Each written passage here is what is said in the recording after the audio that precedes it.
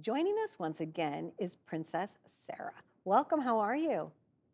I'm great. How are you? It's great to see you again. So nice to see you as well. So, the first time that you came on the show, we talked about the fact that you are actual royalty, right? Tell us Right. briefly, for those guests that didn't turn in to that prior segment, about that journey for you. Oh my goodness. I'm adopted, grew up in this loving all white family in Morgantown, West Virginia, and then wanted to know more about my biological roots, which took me to Sierra Leone, West Africa. And I found out that my birth mother, unfortunately, who was a white American who grew up in West Virginia, had passed away, but I got to meet her family and see pictures, which was wonderful. And then I went to Sierra Leone to meet my birth family and the tribe. And this whole new world opened. I started to learn about the work that we're doing in Sierra Leone, that my family runs a chiefdom of about 70,000 people. We've been doing work in public health, education, technology, and female empowerment. And this whole new world opened up. And I found out that I'm a princess in Sierra Leone. So the work started, the responsibility started. That's what I learned. Being a princess is about being responsible.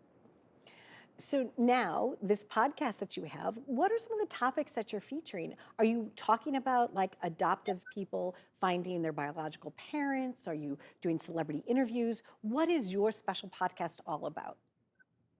So with the podcast, it's so much fun. So I'm interviewing royalty from around the world to learn about cultures, to learn about history, to learn maybe not to repeat certain histories, but also to learn about culture and history, and to bring us together so we start to learn more about each other.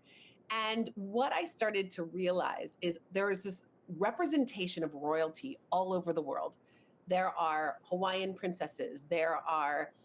We flew to Ghana and interviewed Prince Nana of the Ashanti Empire in Ghana. I interviewed Dame Tessie of Luxembourg, Princess Martha Louise from Norway, all these Princess Johara, who's an up and coming interview.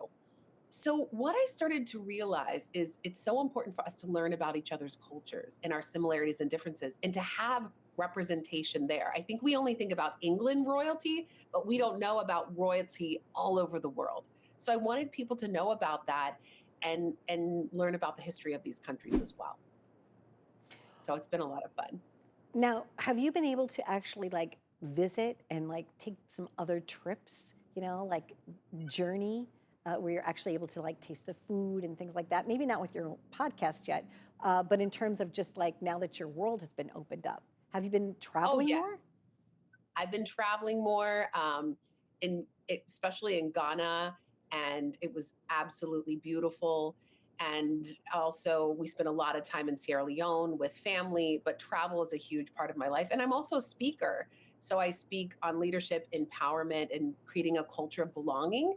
So, with that, I'm always traveling different places. So, I'm in West Virginia right now, but I just spoke in Boston, New Jersey, and then I leave for Ohio tomorrow. So my life has expanded. So I'm traveling internationally to speak, but also locally. And you asked me about interviewing other people. I'm also interviewing other people on the podcast who are doing great things in the world. I just interviewed Cynthia Bailey, who was from The Real Housewives. I am going to interview the professor, who's this amazing basketball star. So there are all these different folks from different walks of life that I do a tea time with who aren't necessarily royalty, but they're royalty in their own right with what they do in the world, which is kind of special. I would agree with that. I think that, an everyday hero can be royal, especially if they're philanthropic. I think that's the one thing. You could be royal, right? But if you're just sitting in your like purple robes and everything and you're not doing anything to those to your community to enrich it, like it's a waste, right? When you have access and you have means and that affords you, as a royal to make a difference in the world, that's you're supposed to be in service to the people that you serve, right? So I love that you're doing this. I love that you're talking about the culture and the things that could make a difference in the world and really being a leader, standing up and doing what's right for your community. I want to ask you one question too. Did your adoptive parents, did they help you realize that philanthropy was important? Because My it seems like when we whole first met, you've always been a person, a giver, right? So I want to Yes. I want to talk about that too, the connection between just having the heart of a giver, but then having some Yeah. access and means to make a difference. Right. So, my parents, my mom and dad were always doing work in the community. Everything was about how are we being of service? So if somebody was sick, my mom was baking cookies. My mom was driving somebody to church.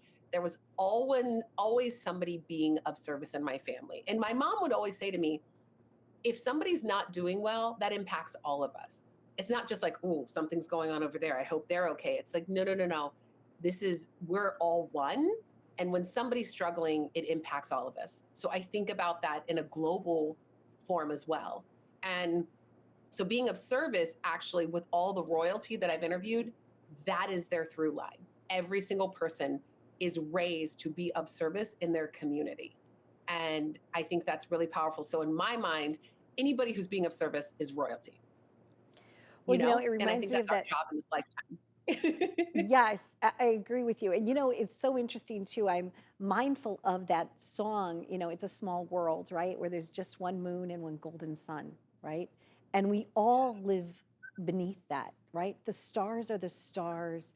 The water, the bodies of water are the bodies of water. We all share one earth, right? It's an important to be good stewards of the earth as well as be good stewards and good neighbors to one another. And I love that you're Yes. taking and that you're being a champion for all of that.